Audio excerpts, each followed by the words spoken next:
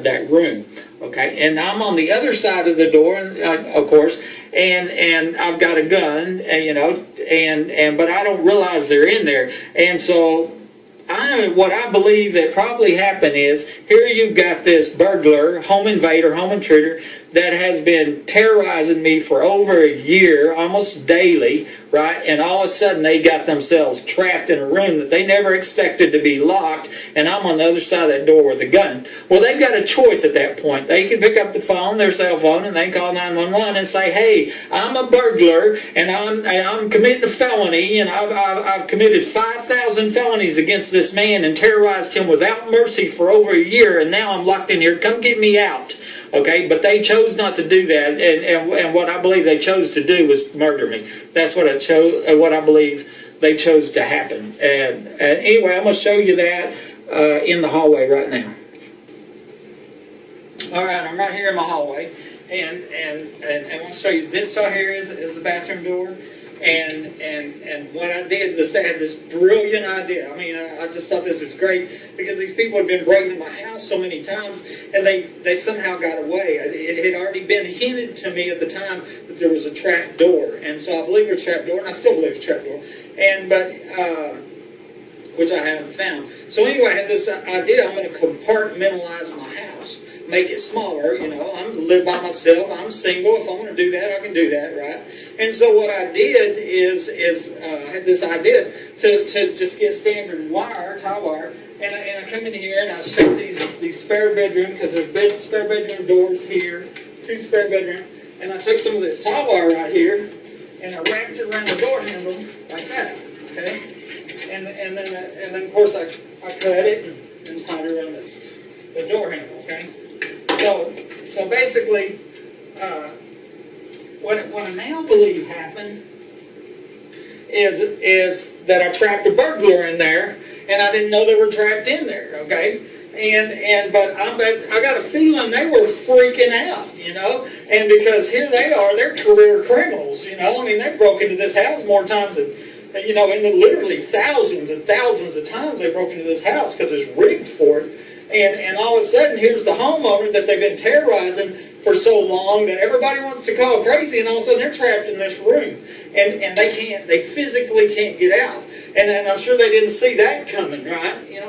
But when I get out of the hospital 8 days later, 7-8 days later, what I find on this door was the hinge is torn off the bottom, and I'm going to show you in a minute the pry marks at the top of this door up here. Okay, and so that's where I got to figuring out that what happened was that, and probably after I'm shot, and 5 minutes later when I crawl out, then they're doing everything they can. They got to get out of this room, right? Because they're figuring the cops going to be here or whatever, and probably they're figuring that the cops that are not their friends are going to be here. The good cops is probably what I'm guessing. But and not a lot of this speculation, but what I do know is that the police come in, okay, and we got the secret police that come in on the night that I'm shot, that we don't even know who they are or if they're even police. And then, but then we have the legal entry on February 1st, 3 days later. But as you can see, all they got to do is untie the wire and open the door.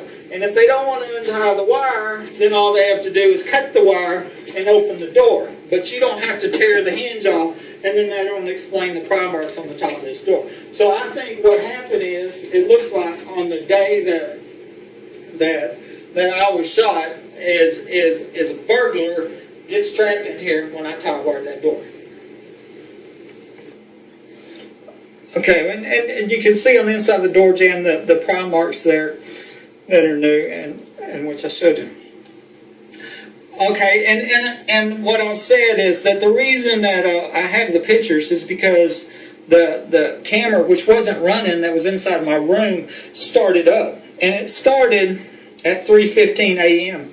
This is called the Windows System Event Log. It's part of your Microsoft Windows computer if you buy one. This is what your technicians, and of course I'm an IT guy, and I went back and go, look there, it was a user initiated. So this wasn't an accident. If it was a power failure, it would have told you unexpected power failure. But this was something somebody did, okay, on purpose, with conscious effort, and I believe it was to disable the webcam But what it really did was start the webcam, and they didn't realize that. So these people that got caught on camera didn't realize that. And this is one piece of the proof right here that this was a conscious effort. They were covering their tracks up, you know. It would be like bank robbers wearing masks when they rob the bank. You know what I mean? They're committing a crime. They don't want to be caught committing the crime, so they're trying to disable the cameras.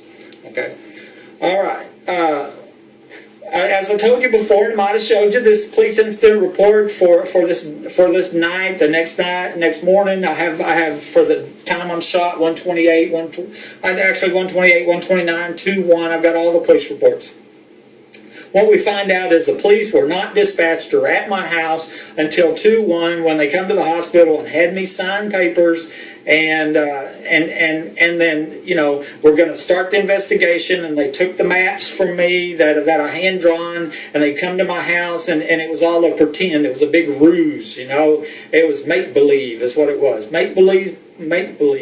Okay, these are enlarged pictures right here. If anybody recognizes somebody, please put it on Facebook. You know, make sure you make it real public. Contact the FBI. Let them know we don't want these people breaking into any more homes. You'll see one of them's wearing a Midland K9 police jacket, and I'm going to talk more about that. And you're also, I'm going to have another picture. I'm going to look at this badge and look at that badge, and it doesn't even look like they're all from the. You know, they didn't get their clothes from the same place, evidently. You know, different agencies is what somebody said, or you know, costumes if you want to call them that. But they're not all MPD anyways. What that tells me. Okay, this is just some of the pictures here. This is a pretty good picture. You can see that, and I'm going to show you another one of the same person. Okay.